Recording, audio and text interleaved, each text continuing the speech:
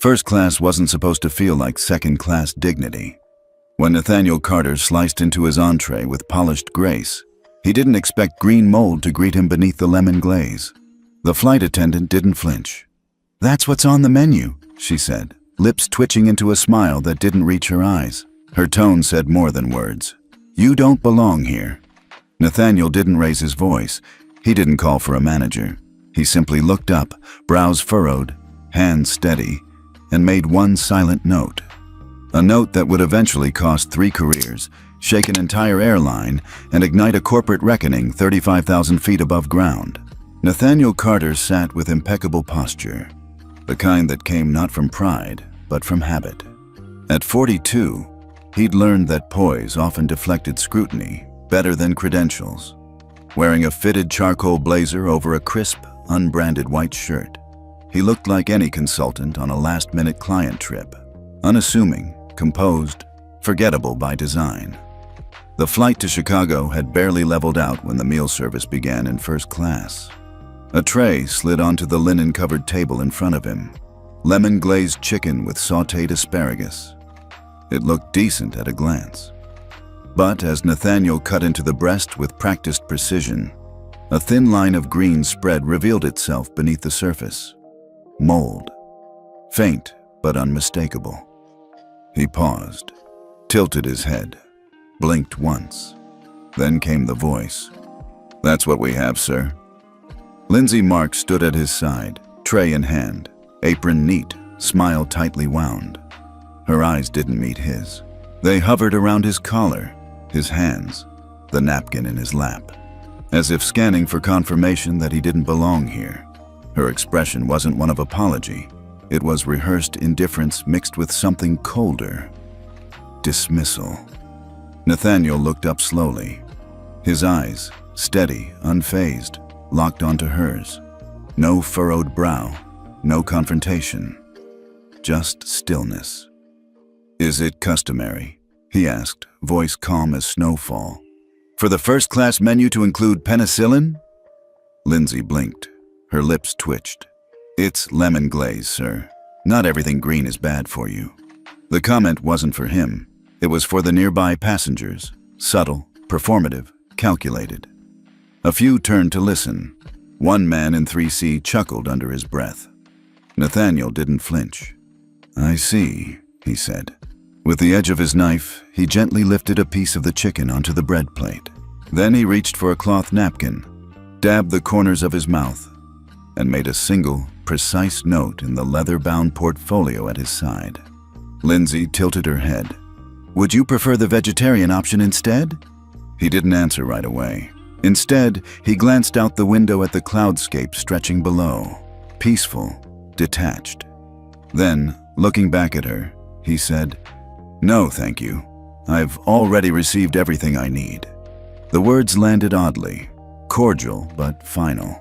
Lindsay lingered for a moment, clearly unsure whether she'd won that exchange or walked into something she didn't understand. Eventually, she pivoted and walked off, the soft click of her heels drowned in the ambient hum of the engines. Nathaniel closed his portfolio. In row 5A, a teenage girl lifted her phone discreetly, camera pointed forward. Her screen read, "Going live." Nathaniel adjusted the angle of the tray with quiet deliberation, then lifted his phone and snapped 2 photos of the chicken. No flash, no fuss. One wide shot, one close-up of the mold veins. He saved the images into a locked folder labeled QA Field Log and placed the phone screen down beside his glass of sparkling water. He reached for a silver pen tucked into the seam of his leather portfolio and, with elegant strokes, began noting details beneath a column titled Incident Record. His handwriting was compact and clear, just like his demeanor. No raised voice, no offended tone, just documentation. From across the aisle, Lindsay Marks pretended to check the overhead bin, though her glance kept drifting back to him. He wasn't yelling, wasn't agitated. That unsettled her more than if he had been. She was used to irate passengers she could label as disruptive. This man was giving her nothing. Nathaniel made no move to signal a flight attendant, no request for a replacement meal. Just silence, as though the issue was already dealt with in his mind. He clicked his pen shut, placed it precisely across the portfolio, and leaned back ever so slightly. In 5A, Sierra Lynn noticed the tension. At 17, she developed an instinct for moments that meant something, especially ones that didn't look dramatic at first. She was on her way to a journalism summer program, and her phone was already filled with practice footage. Airport delays, quirky gate agents, even a lost kid reunited with his parents. But this was different. Subtle, charged. She opened her camera, tapped "Go Live," and whispered, "Just first-class things." Only 3 viewers popped in, her cousin, a classmate, and a random bot. She adjusted her phone slightly, trying to angle it where both Nathaniel and Lindsay might be visible if things escalated. Meanwhile, Lindsay returned to the galley, visibly agitated. "Something wrong with 1B?" asked Deborah Wells, the head flight attendant, while stirring cream into her coffee. "He's just cold," Lindsay muttered. "Not complaining, not friendly, just taking notes, like he's auditing us or something." Deborah raised an eyebrow. "Taking notes?" Lindsay shrugged. "You know the type. Think they're owed extra because they're in first, just waiting to pounce." Back in 1B, Nathaniel tapped into his phone briefly. Not to email, not to message, but to open a secure, offline note app. He uploaded the photos with timestamps. Beneath the images he typed, "Observe further, maintain standard posture, no premature action."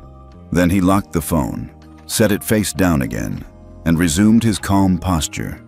Around him, flight attendants moved briskly, passengers sipped wine, and the engine hum continued. But a different current was building. One of attention, friction, and the first quiet whispers of something beginning to unfold. Lindsay returned to seat 1B, holding a folded napkin between 2 fingers, her steps deliberate, her smile sharper than before.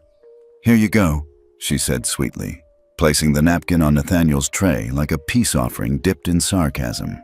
"Don't want stains on your uniform, do we?" Nathaniel glanced at the cloth, then at her face. Her tone carried something beneath its surface, something more deliberate than customer service. He didn't respond. Silence, once again, did more than words. Lindsay lingered. "We've had a few catering hiccups lately," she said, her voice pitched just loud enough for neighboring passengers to hear. "Sometimes passengers think first class comes with perfection, but really, it's all just food on a plane, right?" Her smile never wavered, but her eyes searched his reaction, looking for a flinch, a spark, something she could pounce on. Nathaniel gave her none. She leaned in a little. "You know, I double-checked the manifest.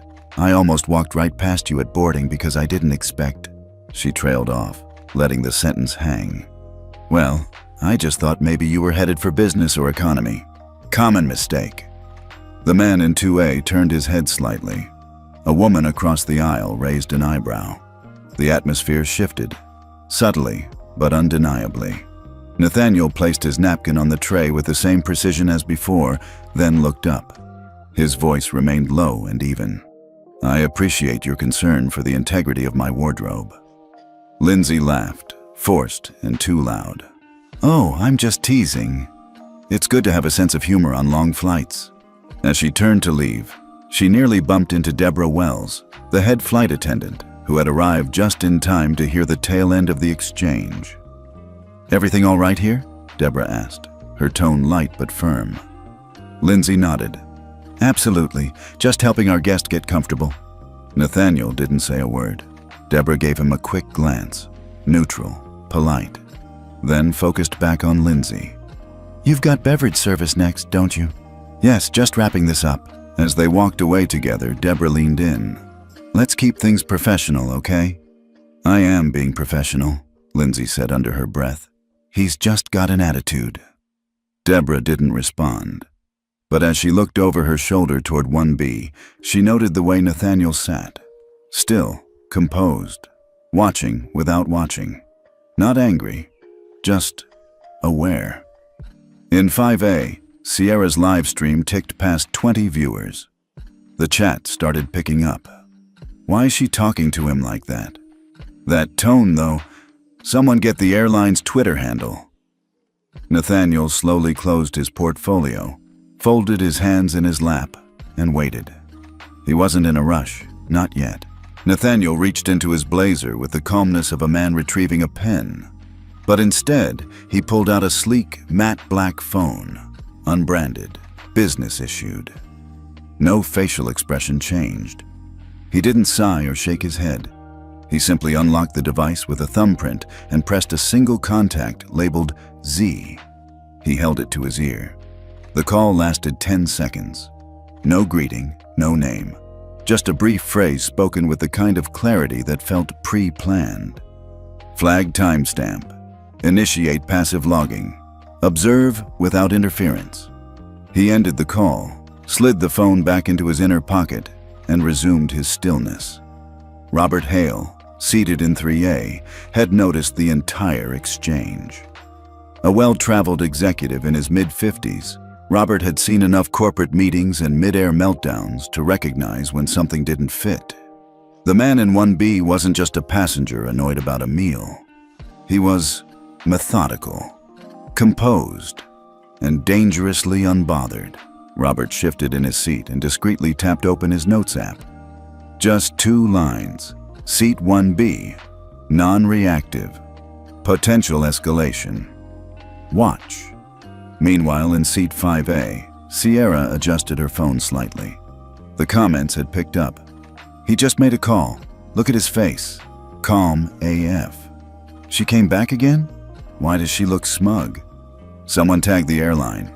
At the back of the plane, a clip had begun circulating, 15 seconds long, shaky, captured from over a seat back.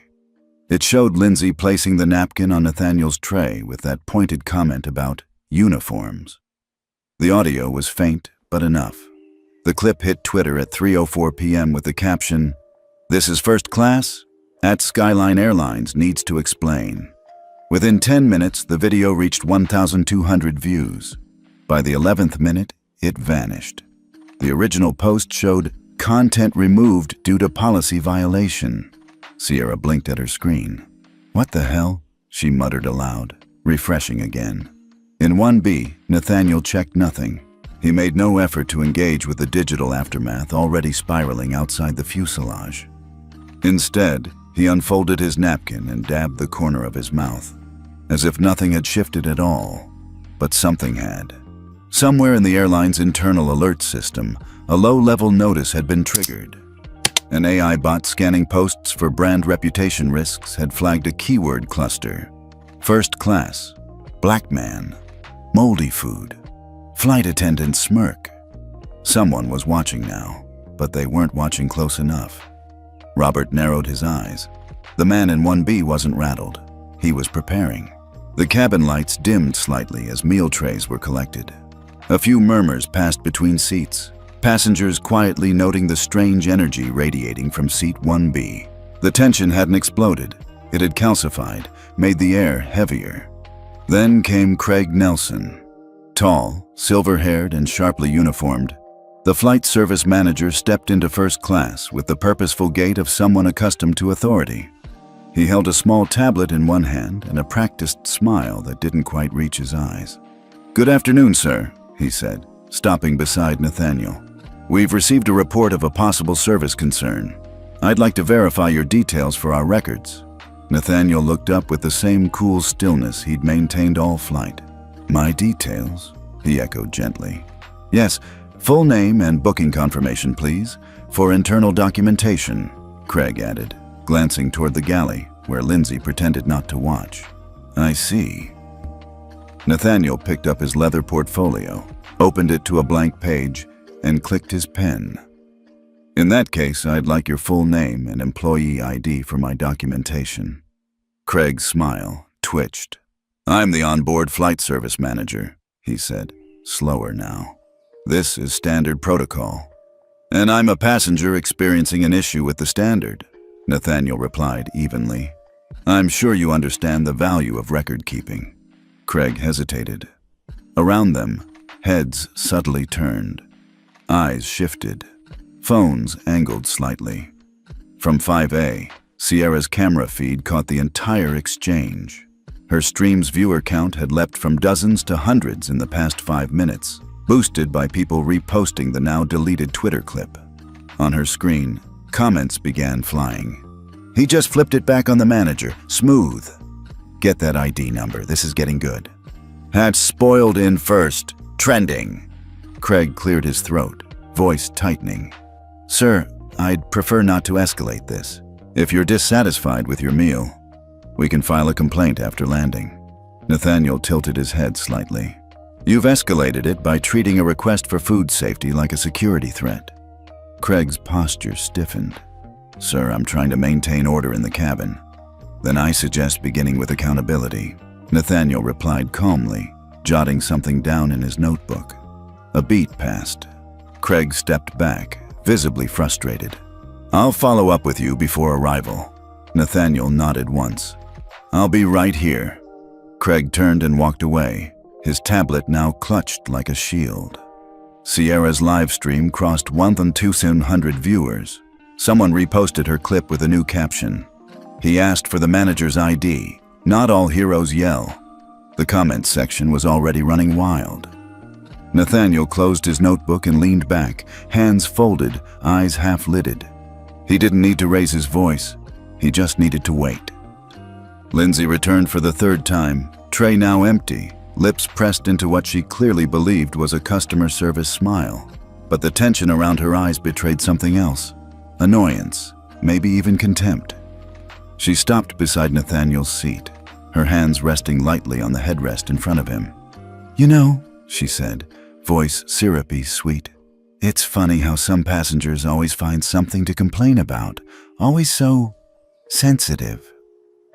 Nathaniel looked up, saying nothing. She leaned in slightly. "You people always play the victim." Silence. For one breathless moment, even the hum of the engines seemed to pause. Nearby passengers froze mid-sip, mid-scroll. A flight attendant 3 rows back looked up, eyes wide. Nathaniel didn't move, didn't blink. He reached into his blazer pocket, slowly, deliberately, and retrieved his phone. One tap, camera on. He didn't record, he didn't need to. He simply let the screen reflect her face, her smirk, her posture, her words still hanging like poison in the air. "I'd like to make a formal note of that statement," he said quietly. Lindsay's smile faltered. "Excuse me?" He didn't repeat himself. He didn't have to. In 5A, Sierra's phone shook slightly in her grip. Her live stream had just jumped from 1,200 to 3,000 viewers in under a minute. The chat exploded. She did not just say that. "Rewind, rewind, get the timestamp." Hashtag spoiled in first just hit 10K tweets. On Twitter, the clip, uploaded from a screen recording of Sierra's live, was already trending. Captions ranged from outrage to disbelief. By the time Lindsay walked away, her words had been subtitled, clipped, looped, and posted across 4 platforms. But the real twist hadn't dropped yet. Somewhere in the airline's back-end systems, a ping triggered a message chain. A junior marketing analyst flagged a rising sentiment score. Racial discrimination, first class, passenger mistreatment, viral trend. At 3:38 p.m., an anonymous email hit the inbox of a freelance aviation blogger.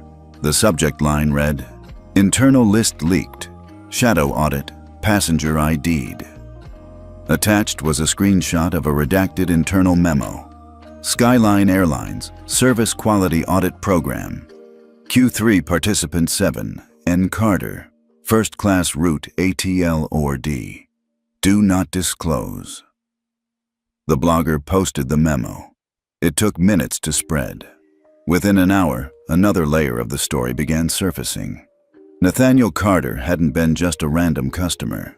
He was, according to the leak, one of 10 anonymous evaluators enlisted by the airline itself to test service under real-world conditions. The internet erupted. "He's a plant?" Skyline tested their own staff and failed. "Oh, this just turned corporate." Nathaniel sat motionless in 1B, watching nothing, seeing everything. He hadn't even played his first card yet. The aisle was quiet, unnaturally so. No one was talking anymore. Phones hovered midair. Wine glasses sat untouched. In seat 1B, Nathaniel Carter uncrossed his legs with smooth control and stood up. His height, understated but commanding. He didn't raise his voice. He didn't ask for attention. Yet every eye in first class found him as if pulled by gravity. He reached into his blazer's inner pocket and withdrew a single card, sleek, minimalist, black with silver embossing. No flourish, no speech. He placed it face down on the meal tray, paused for 3 seconds, then flipped it over. The words shimmered under the soft cabin lighting. Nathaniel Carter, Chief Executive Officer, Carter Dynamics. Fortune 500, Atlanta HQ.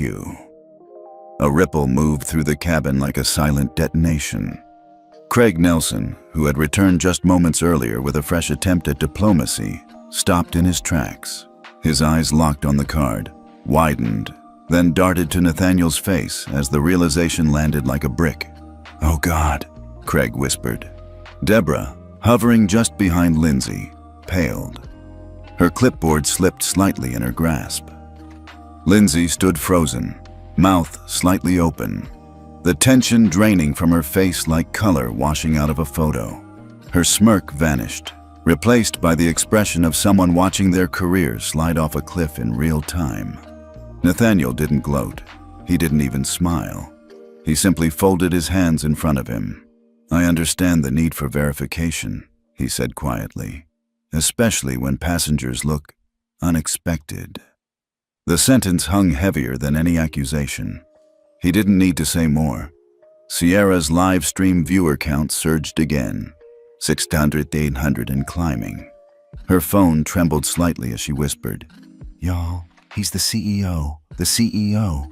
Twitter notifications exploded. "Carter Dynamics? That Carter Dynamics?" Skyline just insulted their biggest partner. Corporate plot twist of the year. Then came the real body blow. A second leak hit social media, a document this time, posted by a verified tech reporter. It detailed an ongoing vendor evaluation, internal memo, Carter Dynamics vendor audit. Subject, Skyline Airlines, Q3 evaluation contract renewal value, 5,000 on plus. Decision deadline, 30 days. The comments turned lethal. So they weren't just rude, they sabotaged a 5M partnership. Skyline is cooked. Nathaniel's gaze swept the room once before he sat down again, slowly, as if the entire confrontation had been a scheduled meeting that just concluded. He tapped once on his phone. In a private Slack channel at Carter Dynamics, a message appeared. "Live incident observed. Staff escalation confirmed. Entering phase 2. He folded his napkin, tucked it beside the tray, and took a sip of water. The card remained on the table, and so did the silence. The card still sat on the tray like a detonated truth. Around him, no one dared to speak. Even the usual rustling of cutlery had ceased, replaced by the quiet tension of reputations unraveling. Nathaniel opened his leather portfolio once more, not to write, but to retrieve a slim, encrypted tablet. It lit up with a fingerprint scan and connected instantly to a secure satellite channel. His fingers moved swiftly across the keyboard. The subject line of the message he composed read, "Field Test Report, Internal Crisis Simulation, Flight 448. To Angela Voss, Executive VP Operations, Carter Dynamics. Thomas Reed, Director, Risk and Ethics. Monica Lee, Chief Compliance Officer." The body of the email was brief but piercing. Observations. Failure of frontline staff to recognize escalation risk.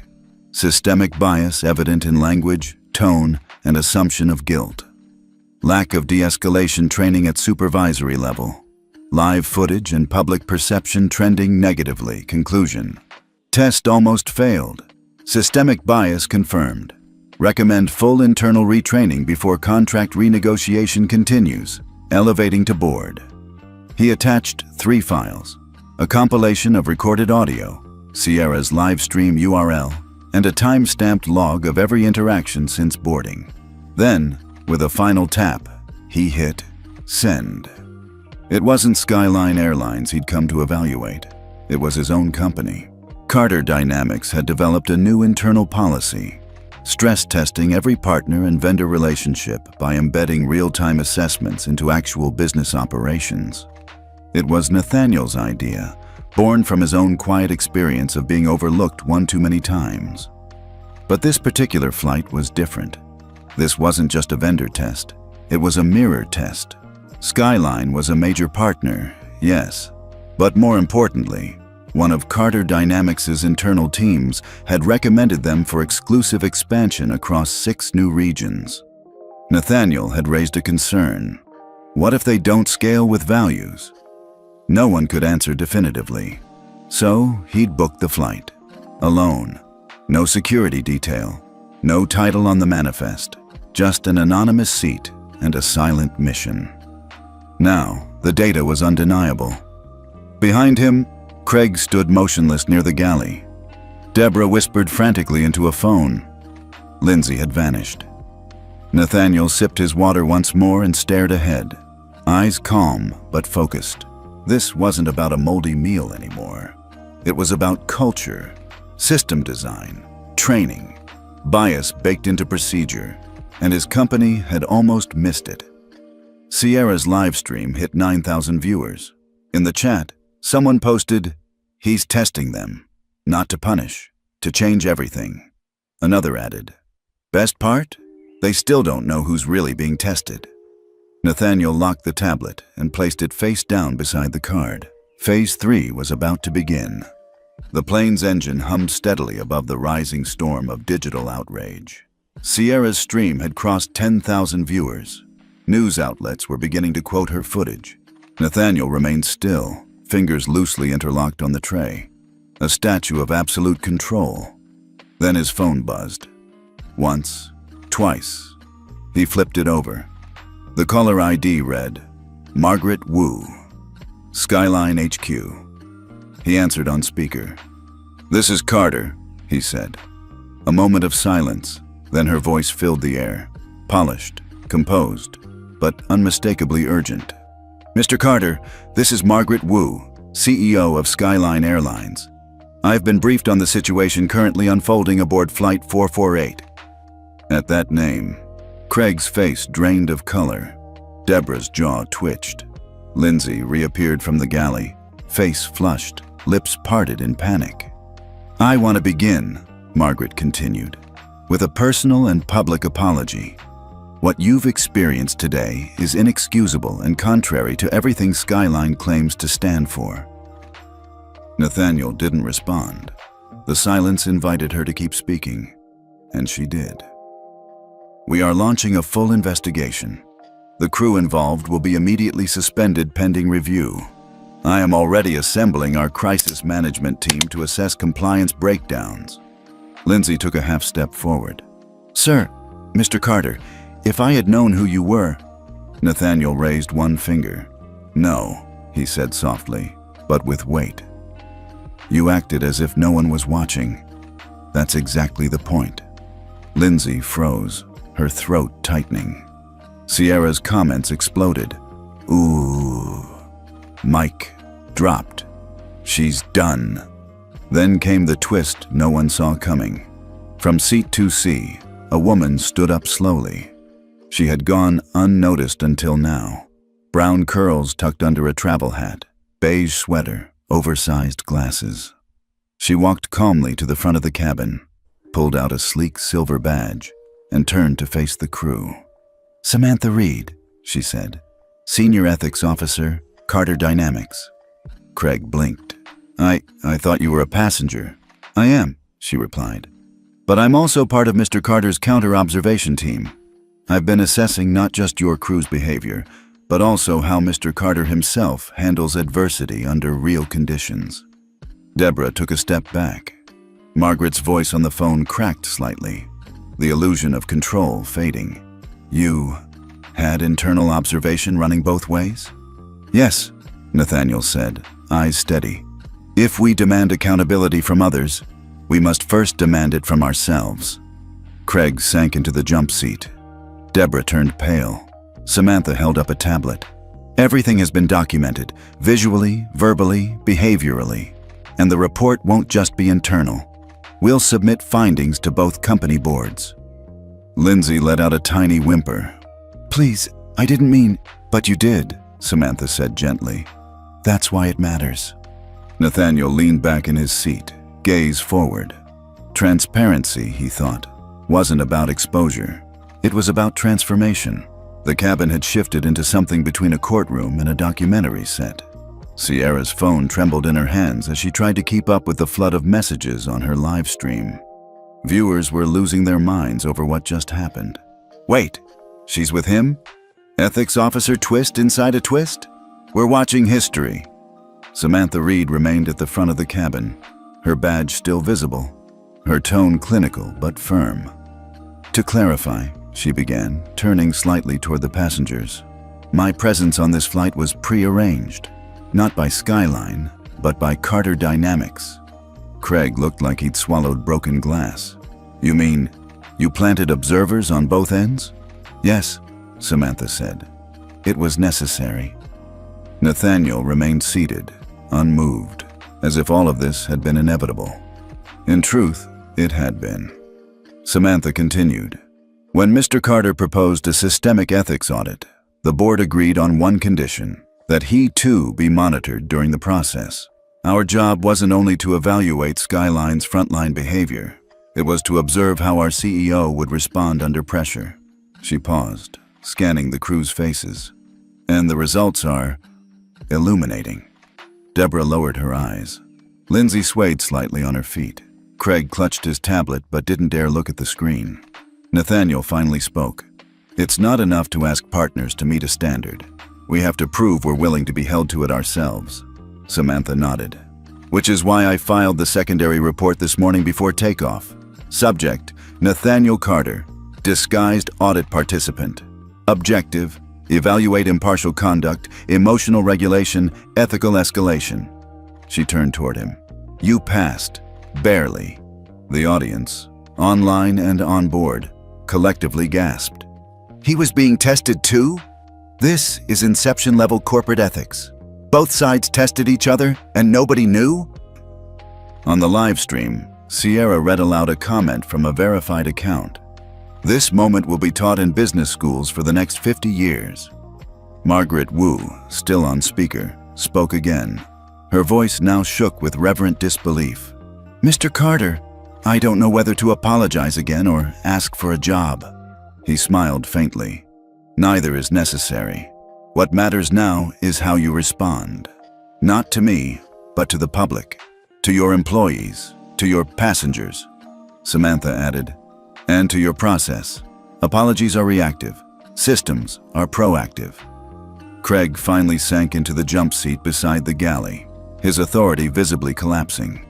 Deborah sat beside him, blinking at nothing. Lindsay leaned against the wall, hands trembling. Nathaniel reached into his portfolio and removed one final document.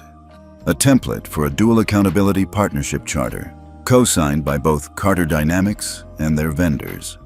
He held it out toward the front of the cabin. Let's begin again, he said. And with that, a story that began with mold ended with a manifesto for change. The document in Nathaniel's hand wasn't thick.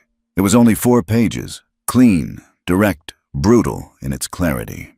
He placed it on the galley counter as if offering a peace treaty after a war neither side realized they were fighting. Samantha Reed stepped beside him, tapping the corner of the packet. This, she said, isn't a suggestion. It's a non-negotiable baseline for continued partnership. Margaret Wu remained on speaker, her voice sharper now. Not in defensiveness, but in clarity. Please walk me through the terms. Nathaniel nodded once. He opened the cover page. Item 1, he began. A real-time passenger feedback system. Not just post-flight surveys. A live platform accessible mid-flight that allows passengers to report discriminatory behavior directly to an ethics supervisor, not routed through customer service scripts. He flipped to the second page. Item 2. Mandatory quarterly training for all customer-facing staff, not just modules on paper. In-person, scenario-based training on unconscious bias, cultural awareness, and de-escalation techniques. Craig flinched behind him, as if each bullet point was an indictment. Item 3, Samantha continued. Establishing a formal partnership with at least one civil rights or equity organization. They will co-design policies, advise on accountability, and participate in quarterly evaluations. Margaret exhaled audibly through the speaker. Understood. Nathaniel turned to the final page. Item 4, he said. Creation of a $150,000 annual scholarship fund for underrepresented youth pursuing careers in aviation, hospitality, or ethics, and an independent oversight committee composed of community leaders, legal observers, and external compliance experts, empowered to review all complaints. There was silence. Not resistance. Reflection. Margaret Wu responded slowly. We will implement all 4, in full, effective immediately. Nathaniel raised an eyebrow. No corporate delays. No delays, she affirmed. We've seen where that path leads. Our system doesn't need an update. It needs a rebuild. Deborah's eyes welled slightly. Lindsay sat down near the emergency exit, too stunned to speak. Even Craig, visibly rattled, gave a tiny nod, as if acknowledging defeat, or maybe release. Nathaniel tapped the document. Then we'll assign a joint implementation team. First reports due within 14 days. Audit ready. Samantha added, and progress must be made public. No hiding behind internal memos. Sierra's live stream, still climbing in numbers, flashed new comments. This is how you change systems. That man didn't raise his voice once. Look what he did. Justice doesn't always need a courtroom. Sometimes it needs a cabin. Nathaniel picked up the pen beside the charter and signed his name. One slow, deliberate stroke. Then he turned the pages around and placed the pen beside them. Your move, Ms. Wu. From the speaker, consider it signed. 6 months later, Skyline Airlines looked nothing like the company it had been on Flight 448. Passenger complaint rates had dropped by 75%, a number once thought impossible in a service industry. Training compliance hit 100% for all frontline staff. The newly implemented real-time feedback app had processed over 11,000 submissions, with resolution times cut in half. Even the airline's stock price reflected the transformation, up 4.1% since the incident, surprising even Wall Street analysts. But the numbers weren't the story. The people were. Samantha Reed had been promoted to Global Director of Ethics and Inclusion at Carter Dynamics. Her report on Flight 448 became required reading for all new executive hires. Internally, they called it the cabin case. And then there was Sierra Lynn, now a freshman at Columbia University, majoring in journalism and digital ethics. Sierra had been awarded the Carter Future Voices Scholarship, created from the very charter Nathaniel proposed on the flight. Her live stream had reached over 1.3 million views, archived by both Harvard and Stanford for use in business ethics curricula. When asked about it on a podcast, she said, I thought I was just filming a rude flight attendant. Turns out, I caught the start of a revolution. That revolution reached its next chapter at the Global Ethics in Business Summit, held at the Georgia World Congress Center, where over 20,000 attendees gathered to discuss corporate accountability in real time. Nathaniel Carter stood alone at center stage. No slides, no title flashing behind him, just a black suit, steady eyes, and the same quiet command he'd held in seat 1B. I've been called many things in boardrooms, he began. But on that flight, I wasn't a CEO. I was a stranger sitting in first class, offered mold and mockery instead of respect. He let the silence linger. It's not about who you are when people know your name, he said. It's about who you decide to be when no one's watching. Applause rippled through the auditorium. Not explosive, but deep and sustained. Respectful, earned. He continued, we didn't fix a company on that flight. We revealed a system, and then, together, we chose to change it. In the crowd, Sierra held her phone at shoulder height, live streaming again. Her caption read, "6 months later, still watching." Back at Skyline HQ, the diversity charter was etched into the lobby wall. Quarterly progress reports were now public. The scholarship fund had supported 9 students already. Flight attendants received bonuses for top-rated feedback and bias training. And passengers, of all races, classes, backgrounds, noticed something subtle but powerful. They were treated like people. That flight became a blueprint. Other airlines followed. Hospitality chains, retail giants. One silent passenger had redefined accountability, not by shouting, but by choosing not to stay silent when silence was easier. Justice didn't arrive in fury. It landed in first class.